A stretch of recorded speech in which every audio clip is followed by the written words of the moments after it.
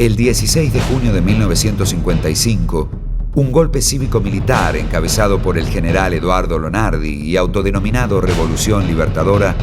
desalojó a Perón del poder. Por un bando militar, el 27 de abril de 1956, el gobierno de facto encabezado entonces por el general Pedro Eugenio Aramburu declaró vigente la Constitución sancionada en 1853 con las siguientes reformas, menos la efectuada en 1949. En un intento de legitimar la arbitrariedad de derogar una constitución por un simple bando militar,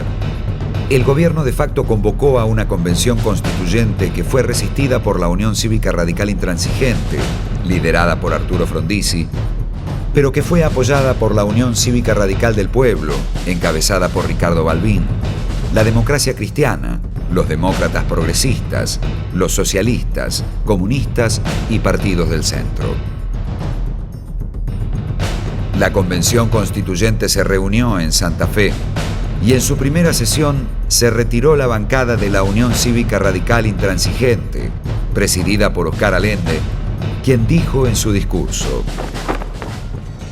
"No estamos sentados aquí en calidad de constituyentes, sino como simples ciudadanos que niegan validez a esta convención constituyente y niegan validez al mandato de los señores convencionales".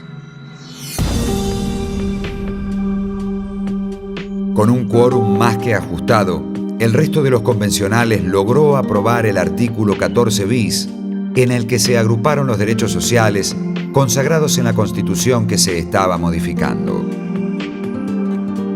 A partir de entonces, el ordenamiento constitucional de la Argentina quedó herido de muerte. Tras el golpe de Estado del general Juan Carlos Onganía, la Argentina se rigió por el Estatuto de la Revolución Argentina. En 1972, durante el gobierno de facto del general Alejandro Agustín Lanusse, se realizó otra reforma ilegítima que redujo el mandato presidencial a 4 años, con una sola posibilidad de reelección. Dispuso que las leyes iniciadas por el Poder Ejecutivo tendrían aprobación automática si el Congreso demorara su tratamiento y estableció su vigencia hasta el 24 de mayo de 1981. Para esa fecha, ya se había producido en la Argentina un nuevo golpe de Estado, el más sangriento de su historia. El 24 de marzo de 1976,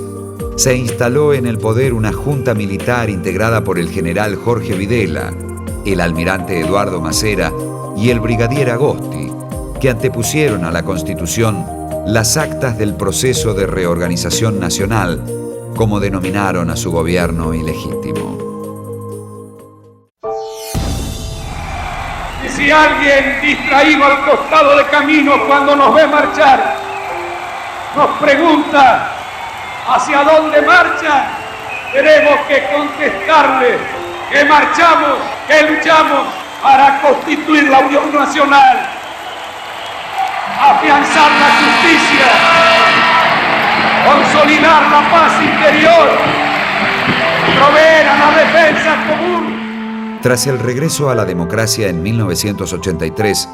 debieron pasar 11 años hasta que una nueva reforma devolvió legitimidad a la Constitución Nacional, que hasta entonces estaba en vigencia por el bando militar de 1956. El 13 de diciembre de 1993 se firmó un acuerdo entre el entonces presidente Carlos Menem y el expresidente y líder de la Unión Cívica Radical Raúl Alfonsín, conocido como el Pacto de Olivos, por el que se resolvió convocar a una nueva convención constituyente para modificar la Carta Magna. Las sesiones se inauguraron en Santa Fe bajo la presidencia del convencional Eduardo Menem, y el 22 de agosto de 1994 se aprobó la nueva Constitución, en la que se reformaron 44 artículos. Entre las modificaciones se introdujeron reformas en la duración del mandato presidencial, que se redujo de 6 a 4 años, y se habilitó la reelección, que le permitió a Menem acceder a otro mandato. También se incluyó la facultad del Poder Ejecutivo de dictar decretos de necesidad y urgencia y de vetar parcialmente las leyes. Como contrapartida, el radicalismo logró aumentar a 3 el número de senadores por provincia y crear la figura del jefe de gabinete. Además, se incluyeron nuevos derechos y garantías, entre los que figuran la vigencia de la Constitución aún en casos de golpes de Estado, la igualdad de oportunidades para ambos géneros, la consagración de los partidos políticos como una necesidad de la democracia, la posibilidad para los ciudadanos de presentar proyectos de ley, la del Congreso a convocar consultas populares, la defensa de un ambiente sano y los derechos del consumidor. La Constitución de 1994, que despertó muchas polémicas porque algunos entendieron que su razón de fondo había sido facilitar la reelección del presidente Menem, sin duda es una constitución que significó un avance para nuestra patria porque pudo recoger algunos de los cambios que se habían producido en el país y en el mundo desde tiempo atrás. Inclusive terminó con esa pseudo constitución sancionada por decreto por el gobierno golpista y dictatorial de 1955, o sea, cuando se reunió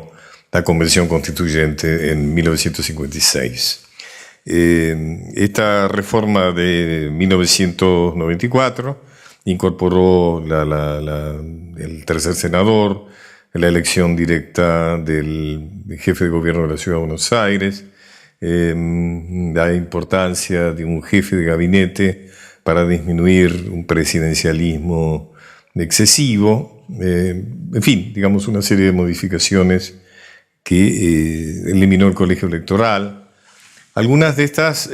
modificaciones sin duda se prestarían a una nueva convocatoria y establecer cuáles fueron realmente favorables y cuáles no, ¿cierto? Lo que quedó pendiente y que es un tema que atraviesa la historia de nuestra patria y produce permanentemente conflictos es el tema de los recursos nacionales. Es decir, como ya vimos, venimos viendo en estos documentos, ya desde la pelea de Buenos Aires contra las provincias a los albores de nuestra patria por los recursos de la aduana, sigue siendo un elemento muy clave. O sea, se decidió en esta Constitución de 1994 que el Congreso definiría una ley de coparticipación federal que pudiera satisfacer a todos, pero eso hasta ahora no se logró. Y la disputa, digamos, por los recursos nacionales por parte del gobierno nacional y por parte de las provincias sigue vigente y produciendo síntomas, digamos, que deberían evitarse.